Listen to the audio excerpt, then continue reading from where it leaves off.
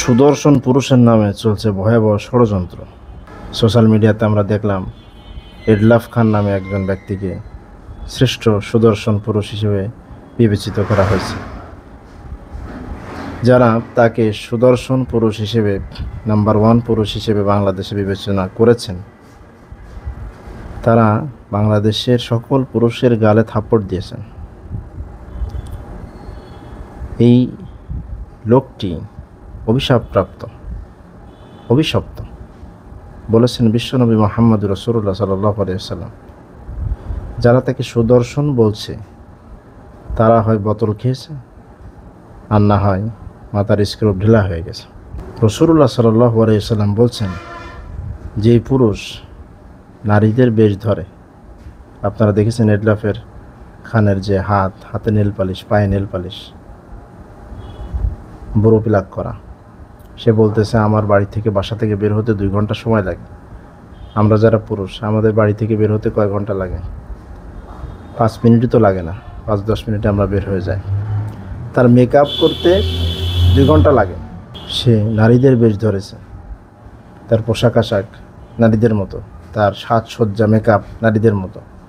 রাসূলুল্লাহ সাল্লাল্লাহু আলাইহি ওয়াসাল্লাম বলছেন, যেই পুরুষ নারীদের বেশ ধরে আর যেই নারী পুরুষের বেশ ধরে, সে হলো লানা রাসূলুল্লাহ, আমি রসুলের লানাত, আমি রসুলের অভিশাপ তার উপর।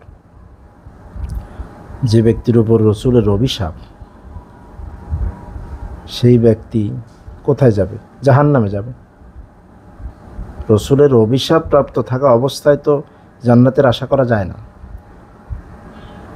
রসুল তার পক্ষে তো সুপারিশ করবেই না, তার ব্যাপারে অভিশাপ বলেছেন।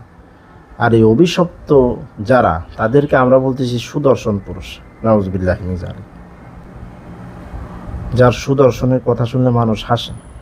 মানুষকে যখন বলা হয় যে আপনার দৃষ্টিতে এডলাফ খান সুদর্শন কিনা বলেন, আপনি কি মনে করেন, সে উত্তর দেওয়ার আগে হাসে।